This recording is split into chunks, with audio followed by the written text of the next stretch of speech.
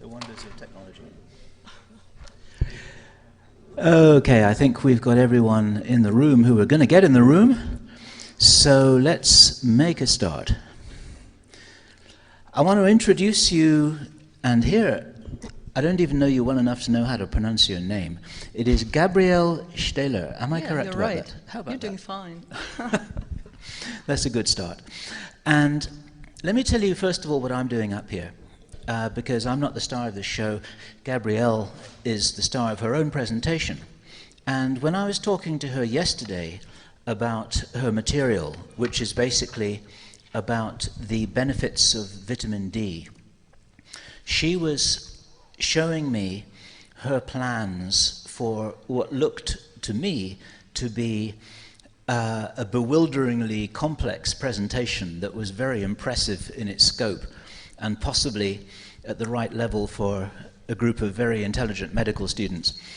And I said to her, you know what, there's some people here who might not actually be able to follow this, because I was having trouble following it. And I made the suggestion that, you know what we need to do, based on what little I know about Gabriele, because I don't know her very well, you'd actually be better off just talking to someone about what you know. And she said, sure. So I said, well, look, you know what, I'll interview you. And you said? That was a great decision to do, because I'm working much better when I can talk freely. The knowledge is just wired in my brain, and I just gonna go about whatever the question is, and he will noodle it out of me, and then you will get all you need to know for the practical side of it, because basically what I wanted to educate a little bit about the chemistry behind it, so that everybody knows a little bit more.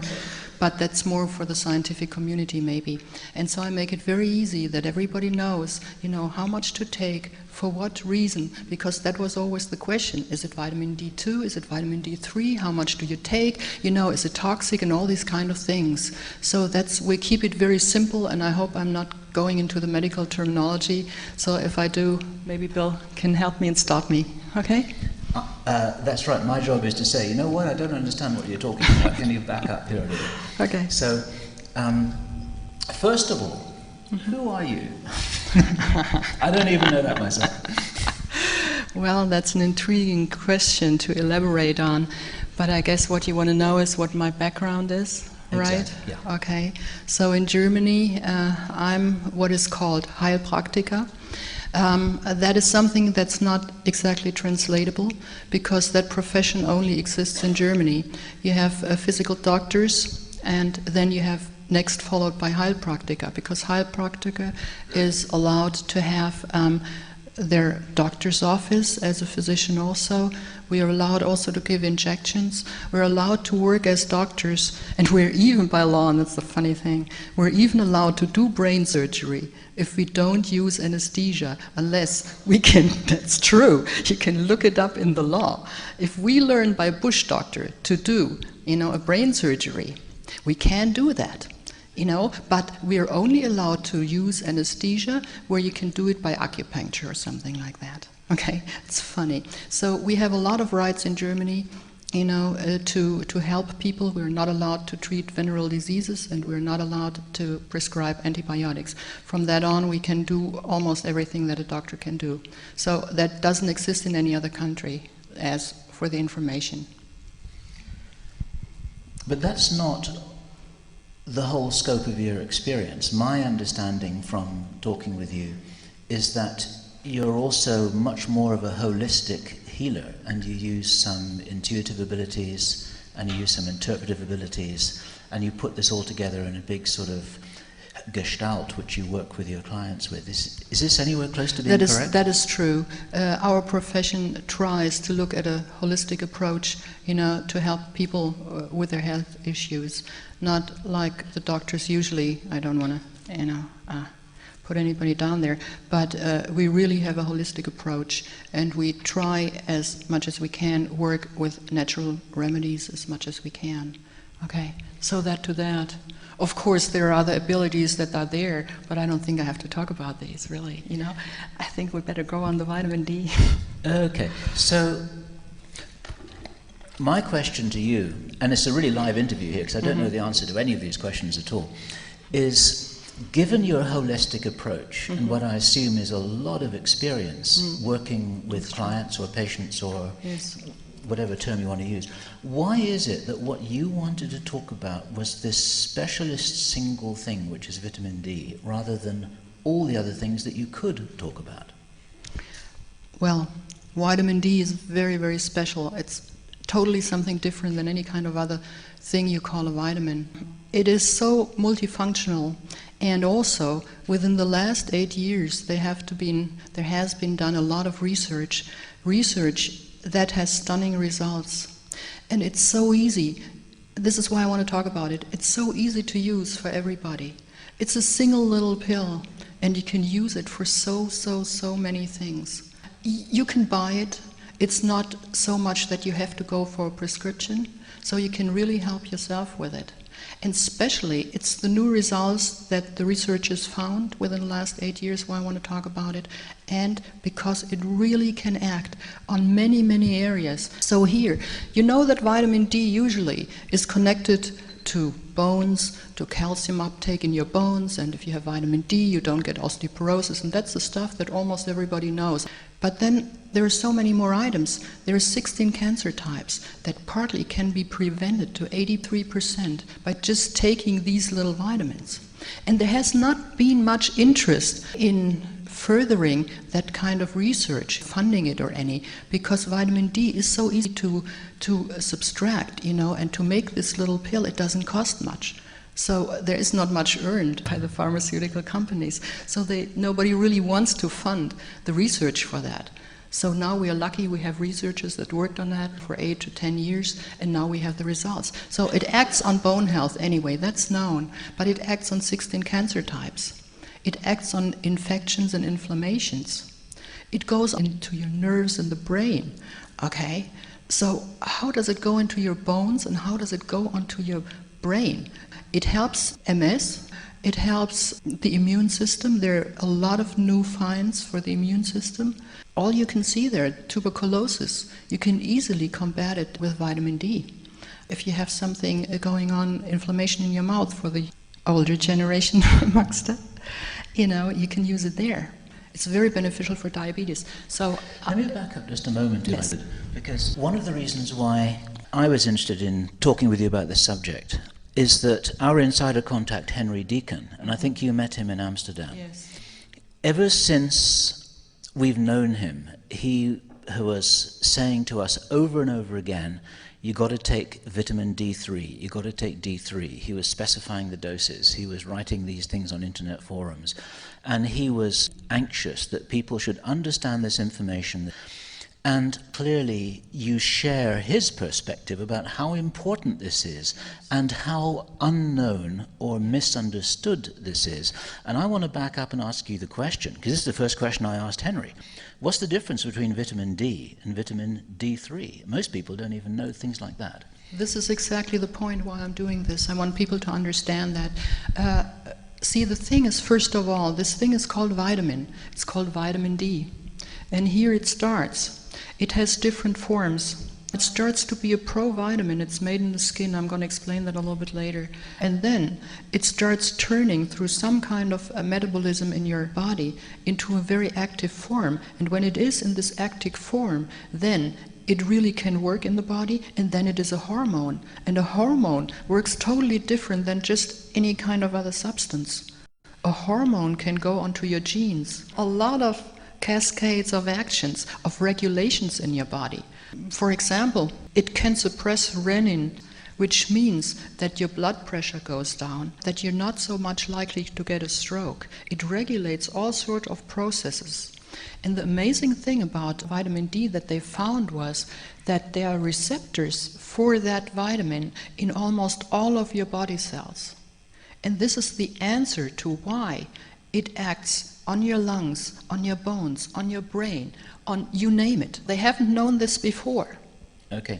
So what you're saying here is that it has a very broad spectrum of benefits. That's which true. are not necessarily well understood by people. Yes. It is very important that you know the different forms of vitamin D. It's important for you to tell your doctor, because the thing is, doctors, if you go to them, most of them, they don't know what to test for. You say, I want a vitamin D test, and the doctor goes and looks what test of the 2 tests it can make is most expensive, and then he says to the laboratory, okay, you're going to have this test.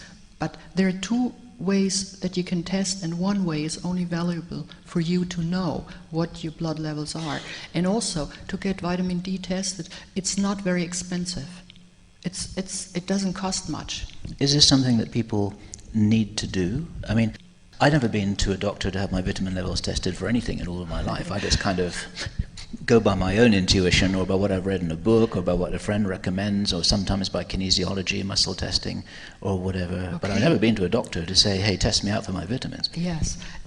You can go like he can, or he does. If you have that intuition for your body, you can.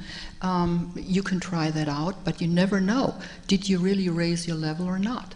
Also it can get very expensive. You keep on shoveling the vitamin D in your body, thinking you need that much. And in reality, you just have to do it for a while only, maybe for 4 or 5 months. You raise your dose, and I will talk about the dosage, and then afterwards, you need only a little bit to maintain that dose. And so it doesn't get so expensive for you. Okay. And then there are also factors that can really hinder the vitamin D uptake. So what's the difference between D and D3? Okay. This is the first question I asked Henry. D and D3, I can show you. We have first this D3, and the D3 is something that's made in the skin. And for that production of D3 in the skin, it is crucial that you're out in the sun. Just be out in the sun like a happy child and playing outside. That's all it needs for your skin to make the form of vitamin D3. And that is just a precursor to the active form. Okay? So, now, what's the next form? The next form is calcidiol. The first form is made in your skin, as you can see. The second form is made here in your liver. And still, that stuff that's made in the liver, it's called, and that you got to know. Is that what my liver looks like? It's on a plate there, on the picture. So you get some appetite, you can eat liver and you get a lot of vitamin D. That's true, any kind of liver has that. So I have to bother you a little bit with that calcidiol, and the calcidiol here has a formula, and I cannot point to it now because I don't have a pointer. But it says here it's 25, and then it has an OH, and then it has a D3 behind it. And that's the substance you really need to keep in mind, because that is exactly what is measured in the blood, where you can see your real blood levels from. That stuff from the liver gets transported into your bloodstream and is just cruising around there. So the next step, it is then transported into your kidneys, okay? And then in the kidneys it is metabolized, or it's hydroxylized, or whatever you want to call it, it's changed into calcitriol. And the calcitriol has a little 1.25 there. So these are the 2 things that a doctor can measure in your blood. The 25 OHD3 and the 125 dihydroxy, vitamin D. So what you're saying here is that there's like a kind of cycle of absorption, which naturally starts with the sun.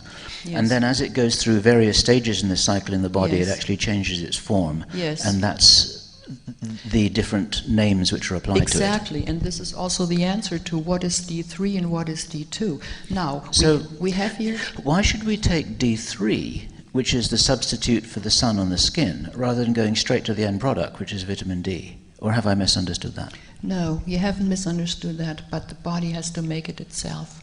Okay? You can only extract the precursor and to put it in a little pill. I mean, you can also do the other one, but that's much more difficult. And then I have to say something, please. The D2 that you see in the very bottom, that is a vitamin D that's derived from plants. Everything that is called vitamin D3 comes from animals. But don't be afraid, it's not like you have to poke the animal and take a skin out or take the liver out and extract it. It is made out of the lanolin, out of the little grease that's in the hair of the sheep. Okay? And that's so easy to produce. And that is put in these little pills when you see D3. Now, really, some scientists say D3 works as well as this one that you can get from the plants. From what I have seen in the studies, it's not true. You know, you can support a person with a D2, but if you put D2 from the plants in your system, it just declines real fast. You know, after some months, there's nothing much left. You know, when you do the same dose of vitamin D3, it gets stored in your body. And that is also important. Vitamin D gets stored in your fatty tissue in the body, you know, after a certain amount. Okay, so what I think you're saying then is that if you're confused about what form of D to take, take D3. That's because correct. It's the most natural substitute, because you're going straight to the source of where it all comes from, which is the sun.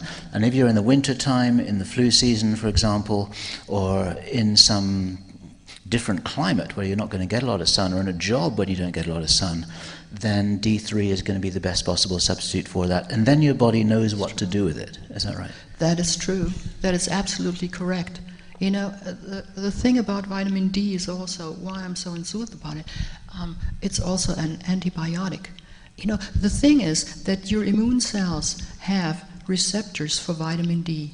So as soon as this D3 floats along in your blood, you know, and hits one of these receptors in your cell immediately starts changing it into the active form, locally, on the point where it's needed. And that has not been known before in the scientific community. It's ranging amongst the 15 hottest items in the nutritional community, this vitamin D, and this is also why I'm talking about it. Now, just now, you said it was a natural antibiotic. Yes. And at this point, this is one of these medical words that a lot of people will understand, you know. And I want to ask you... They had to fight with antibiotics, to tell you the truth. They're getting stuffed with that stuff by the doctors usually. For sure, absolutely. Yeah. And there's a whole thing about antibiotics where you can go about the damage that they do, and I understand that. But is it also, and this is very relevant for the topic of the day, is it also an antiviral? Yes. Yes, it is both. It is an antibacterial and it's an antiviral. It depends if the virus is encapsulated or not. If it's an encapsulated virus, and we have that with this influenza, it's an encapsulated virus. And this is why I'm also talking about it, because if you take relatively high doses at the onset of an influenza, you can really catch it. Besides, vitamin D makes a really good mood. You know, when the sun is up and you get in a good mood, the same happens, at least personally to me, when I take vitamin D at a certain level. When you mean you can really catch it, you mean you can really knock it out? Yeah. Okay. You can. Well, I don't want to say that too loud, you know. You can knock a lot of things out with it, to be honest, you know. Is it one of these things that doctors aren't allowed to say? Doctors can say that, you know, but I want us to have vitamin D for a long, long time, you know, without anybody taking it away from us, you know. Because now, going back to the other question, it was like, what are the dosages? See, the thing is, when you look into laws or the Drug and Food Administration or these kind of people, they tell you need only 200 units per day, you know, for all age classes, from infant on till you're about, I think, 60 or something like that. And your common sense says that can't be, you know, an infant is a little body. It needs less maybe than a grown-up. And now I want to tell you what the real doses are. I mean, the doses that scientifically are proven to really impact. Go back to, if we take only 400 units per day, and I will show you on the slides when I've got the slide, then we can almost move nothing. You know, there were 400 units of vitamin D given to breast cancer women, and the control group they had did get nothing, okay? And then they checked the blood levels, and by 400 units of vitamin D, the blood levels didn't move up at all. So what's happening with vitamin D? It really depends on the dosage, how much of the illness you can prevent, or how much of what you've got you can help with that. So the dosage is crucial.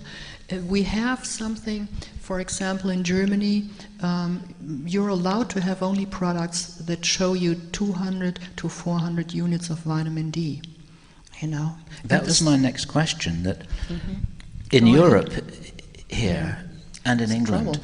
I've only seen vitamin D sold in up to 200 or 400 international units. And then you look at the instructions for the dosage, and it just says take 1 per day, or something like that. But you're saying that this is not nearly enough to be effective for what it can do. Is that right? That's right. That's right. And what I say is really based on many, I don't know how many studies I have worked through, to see that the scientists say that has all to be upregulated. Because the thing is, I tell you what, if you're out in the sun, and let's assume you're in your bikini or in your swim and your bathing pants, and you expose your body only for 10 to 15 minutes to the sun, only. Okay, your body makes 10,000 to 20,000 units of vitamin D. Sounds a lot, but that's what your body makes naturally. So you can get vitamin D free without paying anything if you really walk into the sun. So part of the problem here, and as a holistic practitioner, of course you will recognize this, which is that it's our lifestyle which is part of the problem, because we're working in offices, we're working indoors, we're staying at home all day, the children aren't going into the garden to play, and all of a sudden we're deprived of what is a natural heritage, like a form of free energy. It's all coming there from the sun all the time, and we're not even going out there. Is that? Yeah, that's correct. There are many factors, that block off the sun, and to tell you the truth, about 65 to 95% of the whole world population is deficient in vitamin D, and we see the consequences. Vitamin D really has to do with all the illnesses like heart diseases and cancers and diabetes and all that. And all the things that are on the increase. Why? Yeah, and we wonder why does it increase? And yet we're really, as Bill's saying, we're sitting in these offices. We're not exposing our skin to the sun. And then we would have really everything. And I told you, 15 to 20 minutes only, but full body exposure, not just your face, not just your hands or any of it. Your full body. And then you can have all you need in the summertime. But we're told that we've got to cover ourselves with sunblock to make sure we don't get skin cancer. What does that do to vitamin D? That's true. See, a lot of the problems we have are really due to us being brainwashed by a lot of different sayings. One saying is, oh, don't put your child out into the sun unless you have, thank you, Dave, unless you have your sun blockers up. And now we're coming to a crucial theme here. We have to understand a little bit about the sun, because the sun is, what we have been told, is very misunderstood. The sun has a lot of different rays that it just puts beneficially down on us. Okay, it has the X-rays, it has a part of visible light that we can see, it has an infrared part on the right side, okay? So, the infrared part, these little lamps that you can put on, when you have a cold or something with the infrared light, it puts heat out, and that's very important also for the formation of the vitamin D. So we have ultraviolet light, and in this light there's something important. We have 3 different categories, and you have to understand that, because then you look into maybe getting the suntan from your tanning studios or something like that. And you got to know one thing here. In the ultraviolet light, we have 3 different forms. The UVC light ray, we have the UVB light ray, and then we have the UVA. So, now what's going to happen? They have a little bit different wavelength, and so they penetrate our body in a different way. The UVC is absorbed by the ozone layer right away. We don't have to deal with that. Except that the ozone layer is getting thinner. That's true, and then it's getting a problem for us also, as we heard yesterday. The skin can burn from that. And now we have something. What is really dangerous for your skin, and what makes your skin wrinkle and old, is the UVA. It's a very aggressive kind of ray. It goes deep into your skin. It changes something on your cells under your skin, the melanocytes, and that is harmful. That we want to block out, okay, if we can. Now, there's something else I want to convey. For example, these offices, they're built so that the sunlight can come in. They're built out of glass. You have window. But the window filters out the UVB that we really need and lets through the UVA. So we are basically baking in our offices under the wrong ray.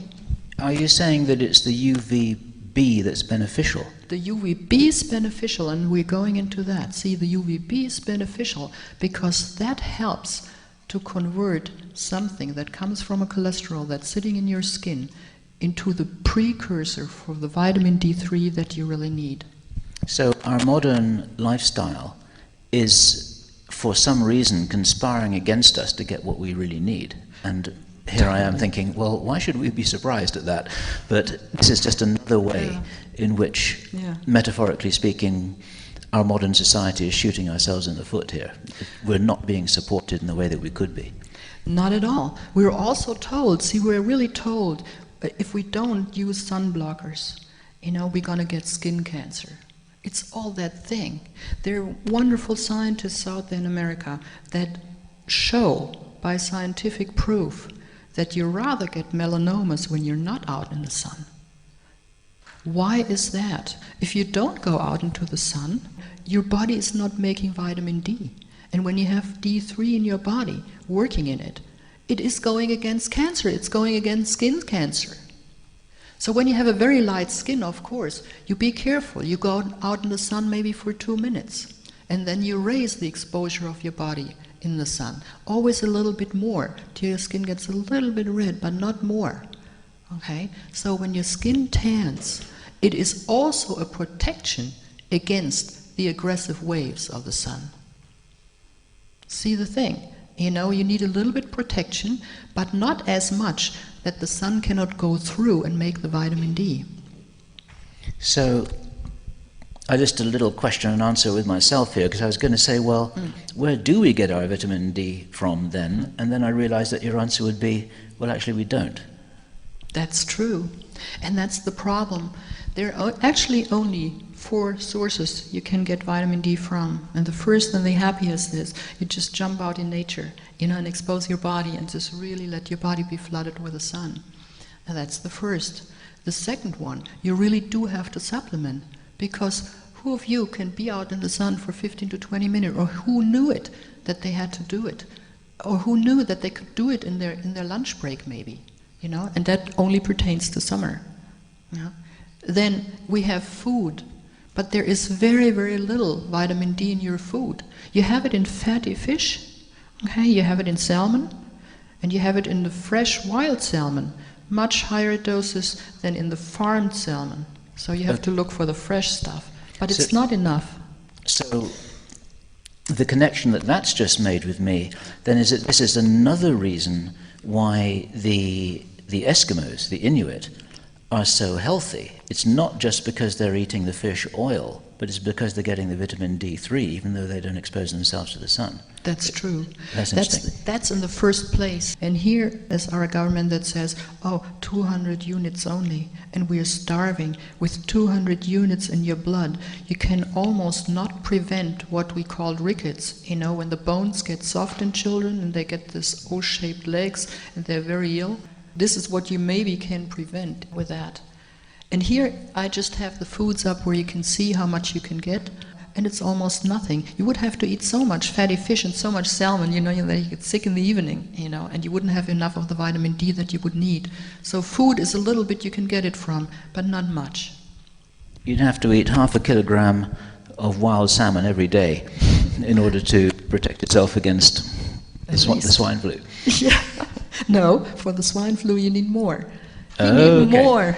Vitamin D is really doses depending. It depends on how much you put into your body, in order to raise your blood level. Here it is, what I said to you, 15 to 20 minutes, 10,000 to 20,000 units vitamin D are made naturally in your body. So here's the Food and Nutrition Board says 200 units per day for all people. And when you're 50 to 70 years, then you're allowed to eat 400 per day. Now just pause there, because it's important to understand what you said. That's not your recommendation. That's the official recommendation. Exactly. And you are saying this is way too less to be useful. It's not only me saying, it's just like the scientific community has proven it over and over and over again. I have brought here a list where you can see how much your blood levels have to be up to prevent diabetes, to prevent cancer. I will show that to you a little bit later. So now, when you look at toxicity, there are people around that their only duty is to tell everybody, food is poison, this is poison, and that is poison. You can get toxic from it, you can die from it. Okay, and here I did something. For 40,000 units of vitamin D can kill a rat, okay? 40,000 units, and you have to really find that anywhere. But then, equivalently, for a human being that's 75 kilos big, you need 7 million units, and it's nowhere. I mean, you would have to eat so much to kill yourself. It's almost impossible. That's proportional by body weight. That's proportional by body weight. Okay, and that's what I want to convey. Don't be afraid. Don't be afraid of taking normal doses. There is no threat. If you're even taking up to 30,000 units, 10 to 30,000 units, there is no threat for you. Okay, that's proven. And here I did a little bit something for you, saying, or to keep in mind, how much, for whom, and for what reason. You know, babies, it's a very important issue. And maybe I say a little bit about pregnancy. And maybe you have friends that are pregnant or yourself. It's very, very important, because a lot of your health that you have in later years accompanying through your life is set and programmed during pregnancy. And if the mother is deficient, the baby doesn't get enough while it's forming its nerves. And there is, in mice or in rats, a study has been done. If you feed a bunch of rats about some units of vitamin D, and the other group you don't feed with it, the babies of the rats that were not fed with vitamin D during the pregnancy of the mama rat, these little rats had diabetes pretty soon. So that's what's happening. It takes a little while till the illnesses show, but they're really laid down in pregnancy, the pattern for the health that you're going to have. So please tell everybody that's pregnant, they have to take up to 6,000 units per day.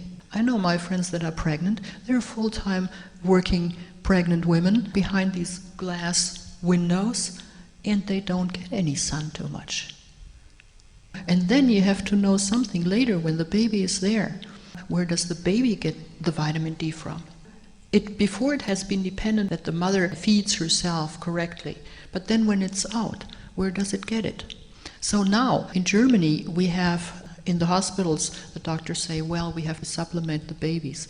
And they do. And this is why normally babies are less sufficient than anybody else, but only in the start of their life. Only in the first year, maybe. They say, when the baby is born in summer, feed it through the winter with vitamin D for a year, and that's it.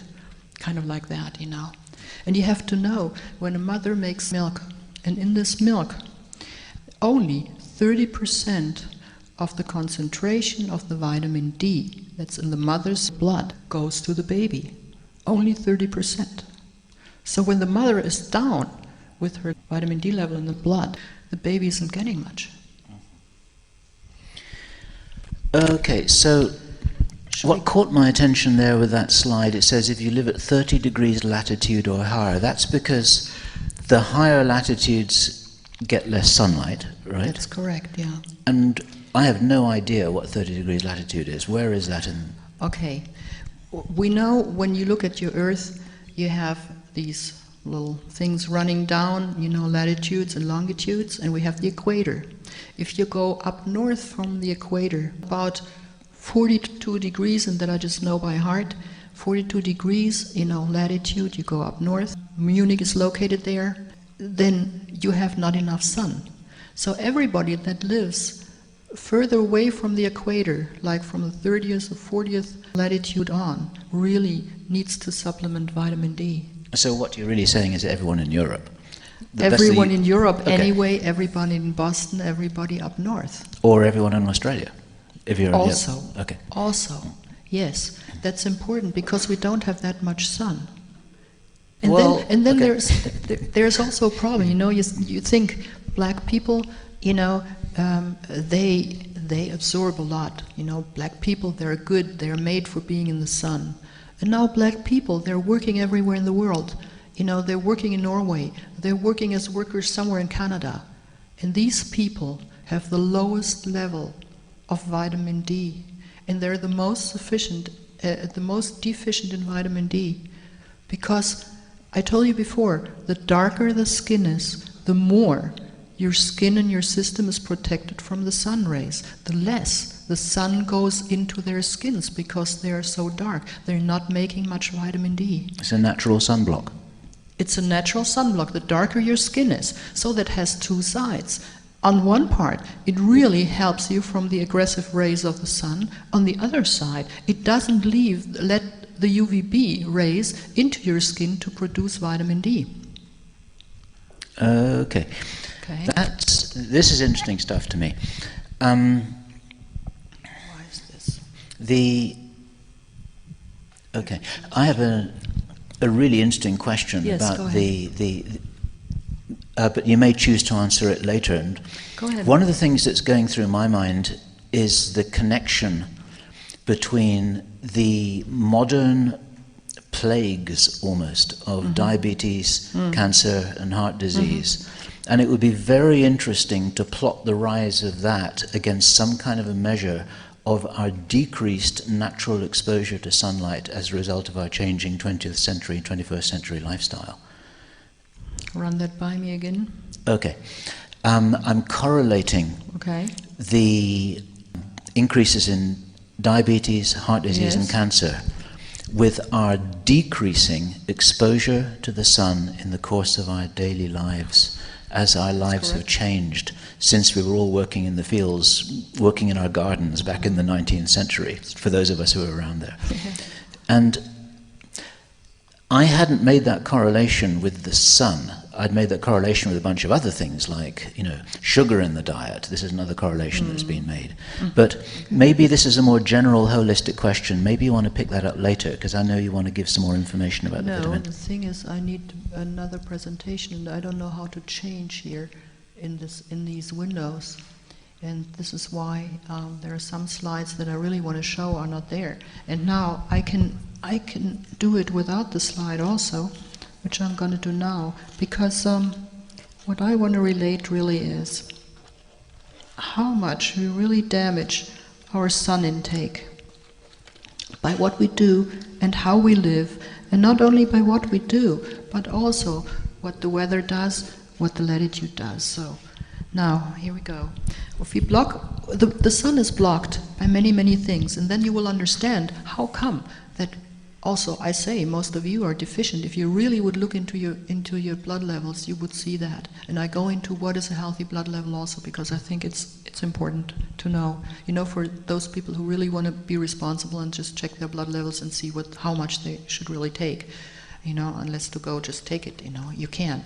There are safe doses you can take, and I can tell you what they are. And then you can go ahead and buy it and take it. Take it for 5 months, and then go and let your blood levels checked. So what blocks our sun? Naturally clouds, clouds. In winter, it's snowing. There is no sun coming down. So in winter, it's very important for us to supplement it. And this is also why the correlation is, why are there so much colds in winter? We are warm, we have warm clothes, we are not freezing, and yet we have the colds in the cold season, and not in the summer so much. There are some flus that you get in the summer, but not that much. That's an obvious, intuitive link between sunlight and flu. That's true. Isn't it? That's true. Okay, then there's something else, what I noticed, because I'm out a lot. And then as soon, and I don't know if you know, probably you will know what chemtrails are. Chemtrails. Tell us about chemtrails. Okay, I'm not going to talk about chemtrails. Okay, there's so much more to say to that. But if you look up in the sky and you see the airplanes going, and then behind the airplanes there is this white kind of trail. And in earlier days, my father showed that to me. And in earlier days, they immediately dissolved behind the airplane. As the airplane was flying, the white stuff dissolved behind it. And now when I look up, it doesn't dissolve. It makes patterns in the air, and these white streaks in the air start getting bigger and bigger. And it stays there all day. And then it stays there all day, because I noticed, I'm a sun freak, I love the sun. And when I look out of my window and I see the mountains and I see the sun, and I think, oh, that would be a good day to go out in the mountains. And when I'm up at 8 and I see that, and then I just delay a little bit and do this and do that, and it gets 11 o'clock, then I looked out and I saw that all of a sudden there was a film of some kind of funny grayish cloud there, or not really a cloud, just a film, and immediately the sun was blocked. So I said, oh, I'm not going to go on the mountains because it's gone. But I watched that now for many, many years, and I thought something is wrong with that. And that's what's called chemtrails. It's put out in the air, and I guess you know what this is. There's a barium salt in it, and there is aluminum in it, and they do it by intent to block the sun rays. And you see it immediately when you're out, and I had this experience this recently, when you're out and the sun is shining, you're happy, the sun gets on your skin, and all of a sudden there flies this airplane. It takes only, and I photographed it, it takes only a few minutes, and the sun is blocked, and your body feels cold, and you start freezing, even the sun is shining. That was my recent experience when I was out, and I was amazed how much chemtrails really block off the sun. You know, so we have something new here that we didn't have not 20 years ago, which is very, very important. I mean, chemtrails are a theme by themselves, so we're not going to go into that. You can just Google and see what it is. But that's something. Then we have pollution on top of all that blocks our sun. So then, finally comes summer. Okay, we can go out into the sun, and what are we going to do? We're going to put sun blockers on us. And the funny thing is, there are also studies. The moment the industry put sun blockers out, and the sun blockers changed chemically, not only that there's poison in the sun blockers, you know, but it blocks out, as I said before, the wrong rays. The beneficial ones they block off, and the aggressive ones they let through. There are very many different kind of sun blockers, and it really shows that the melanoma rate rose exactly with the millions that the industry earned with these sun blockers, selling them to people. Okay, so now we have summer, we have the sun, we put sun blockers on. Some people say we don't go out in the sun because we can get melanoma. That's what I said, being brainwashed. And our lifestyle, you know, as Bill said before. So that contributes greatly. We have also a few other things that are happening in our bodies, which is important. We have conditions, health conditions, that also are not very beneficial, you know, to absorb vitamin D or D3, because we need to have a healthy kidney and we need to have a healthy liver. Because it goes from the skin to the liver to the kidneys. To the kidneys, as I showed. And so we have to have these healthy. There are people that don't have that healthy, people that drink. You know, they have problems with the liver. So the liver doesn't make the vitamin D. Okay, so then we have a colon that might not be healthy. All the diseases like Crohn's disease, all the inflammational diseases that you can have in your colon hinder also the vitamin D action, yeah, and the calcium absorption, and then you get brittly bones. So there are these things, illnesses that you can have.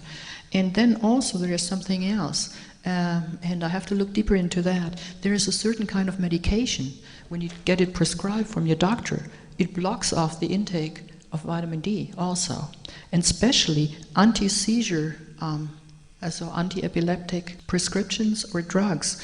When you have somebody that has that, it's very difficult for them to get enough vitamin D. You have to supplement differently, or a little bit more, or glucocorticoids and things like that. Also, during chemotherapy, there's something funny. They supplemented people that were having chemotherapy, and these people couldn't take up vitamin D as well as people that also had cancer and didn't have chemotherapy. So these are things also to look into. A conspiracy theorist would think that maybe somebody wanted to make us ill. Well, I'm not going to answer to this really and elaborate on that, because we can sit hours here, you know, to go into that. Okay, so back to simple practical advice for people, Exactly. because this has been, I mean, I'm assuming that the people in the audience, both here in the room and on the internet, have been learning as much as I have here, because I didn't know this stuff. And I'm back to that question that here in Europe you can only get vitamin D3, as far as I'm aware, in bottles full of 400 international unit size capsules or pills. Well, but you're saying that this isn't even enough. You'd be rattling, because you'd have to take 10 or 20 pills a day. And most people don't do that because it feels wrong. Where do you get your vitamin D from? if Well, you don't go out in the sunshine every day? first of all, I go out into the sunlight a lot. Okay? That's my prime vitamin D source to keep healthy and happy. And of course, I'm supplementing. And there are sources where you can get it with a higher dose. The doses you have to take basically, which is safe for you. It's a lower limit of being safe with vitamin D if you're ever afraid. Okay, you don't have to, because up to 10,000, 30,000 units to take per day, nothing is going to happen. Your blood is not getting hypercalcemic, you don't get too much calcium in your body when you do 10,000 units per day. But the safe lower limit is 2,000 units per day. Okay, but that, when your levels are low, is not enough.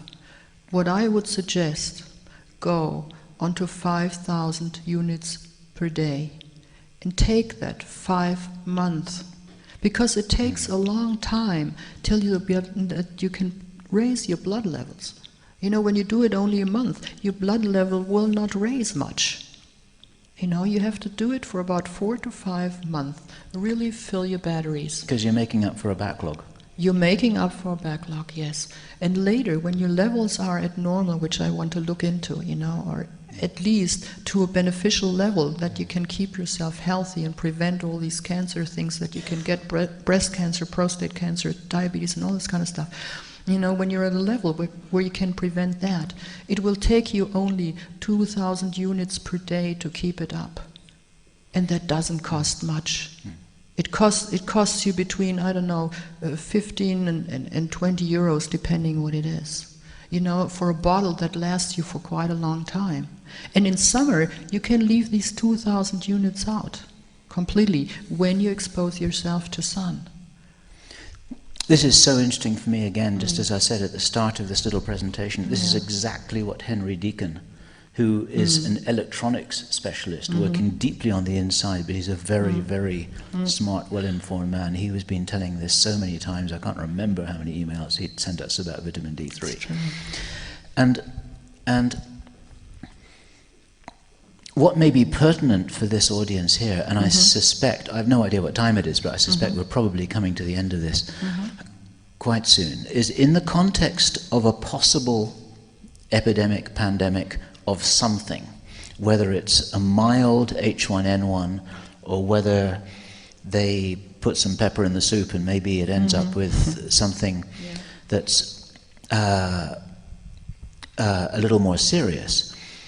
What levels should people be taking then? Are you suggesting that waiting until you wake up one morning feeling bad and then going out to get the D3, that's too late? Is this what you're saying? Of course not. First of all, why I'm also sitting here is just, I want to remind you to really start now.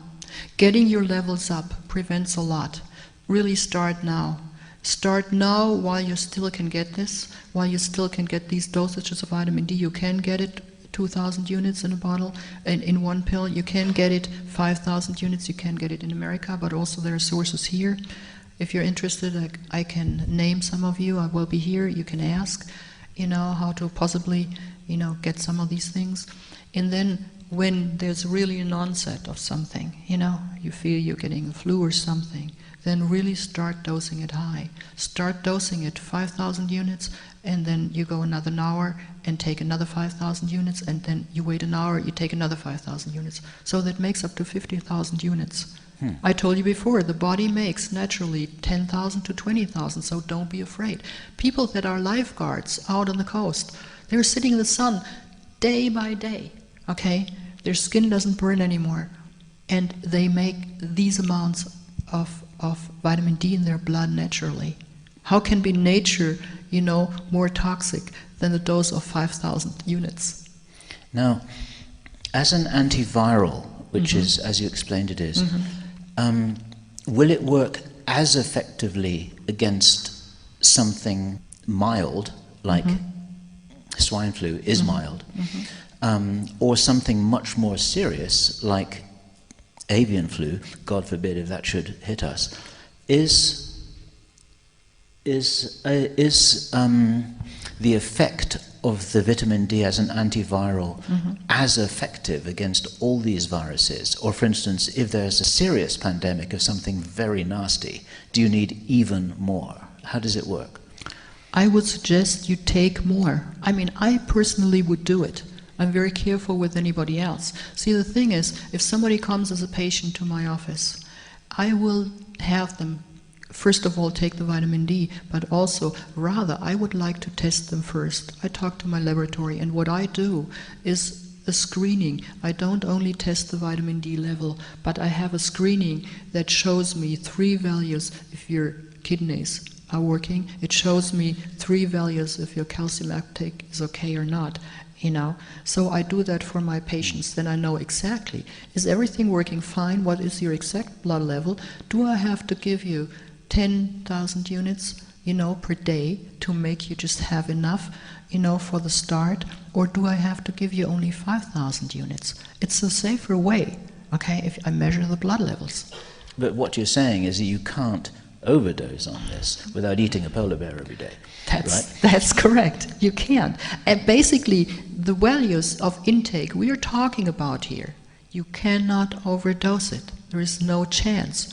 There was a study, and there was given 100,000 units in one shot to one person.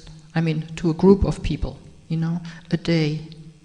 And the blood levels rose, but then they got stuck somewhere. And then it took about 3 months till the curve declined, to a blood level where it was a little bit low again. So it had the benefit when you have people that are in psychiatric hospitals and you don't want to feed them vitamin D every day, it's kind of they don't want to take it or it's too much a problem. You give them a very high dose. And as I said, it's getting stored. And then slowly the body takes out of what it needs, till in 3 months it runs down. And I said the doses was 100,000 units. That's a lot. And they showed no signs of toxicity. Okay. That's a proven fact by some scientists.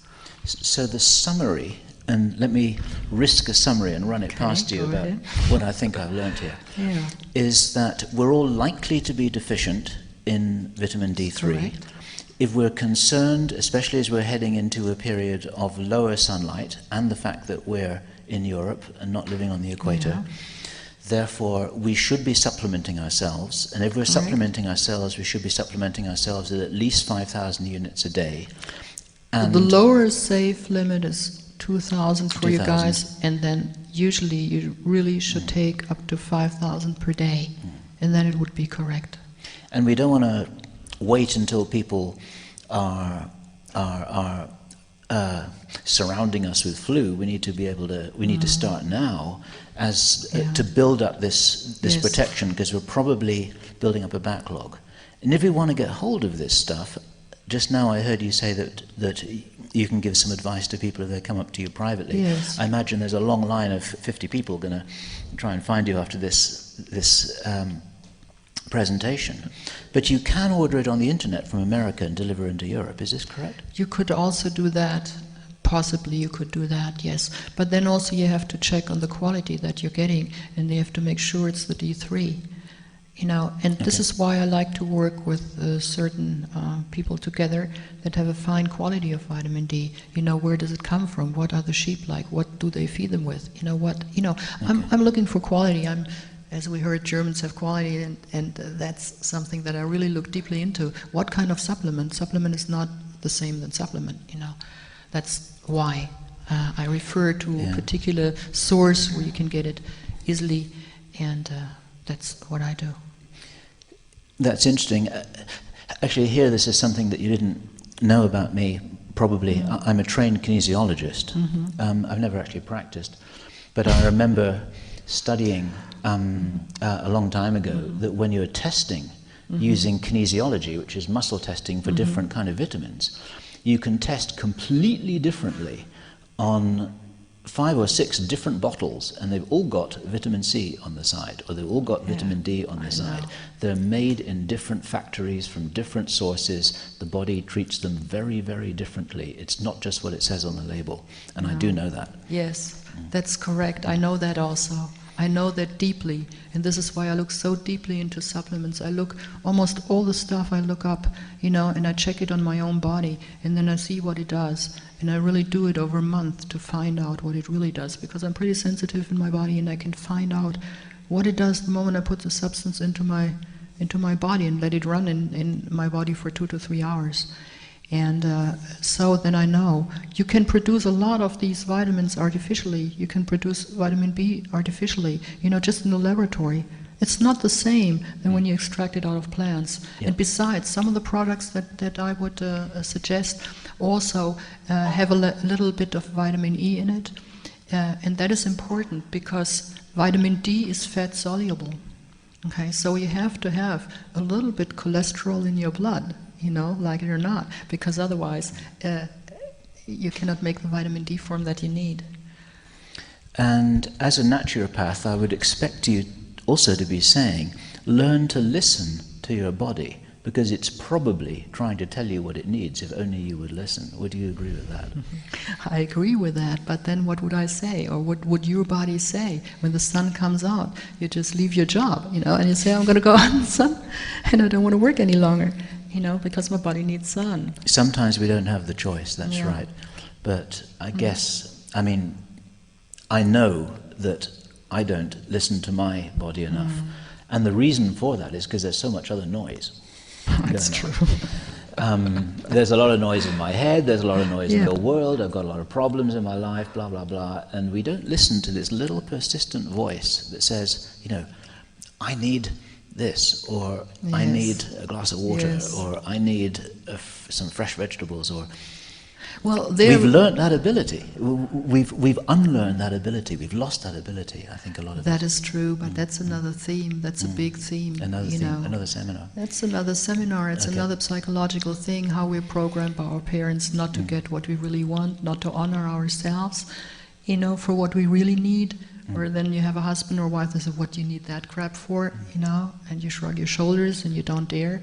And many people are out like that, you know, dominated by other people and not being able to really fulfill what they really need for themselves and to be respectful towards themselves. And then how can they be respectful towards others and, you know, and the needs of other people that say, oh, I need to go out in the sun. I say, oh, you're lazy, what do you have to go out in the sun? You know, that's another story, you know, where all these things come from. Okay. And yeah, there's one thing I want to say. It goes a little bit back to the matter, which is important. See, I said that vitamin D is stored in the fatty tissue.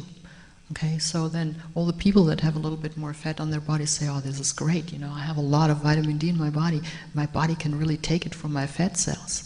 But I tell you one thing, the bigger your fatty tissue is, the more the vitamin D gets stuck in the fat. And the people, the bigger they are, they have very little serum levels of vitamin D because it gets stuck in the fat and it doesn't go out in the blood. Okay. So obese people really have, on top of all the problems they have, the problem they don't get enough vitamin D. And I thought that was important to say. So get all your friends that are a little bit too big, you know, too down. You know, their risks of getting ill. Okay. So I found that really interesting. Thank you. I hope everybody else did as well. And it's part of the big picture of how we should be thinking, preparing ourselves mentally, physically, spiritually, for whatever it is that may be in store for us over the next few years. And that's a wonderful contribution. Thank you. Thank you very much. Thank you.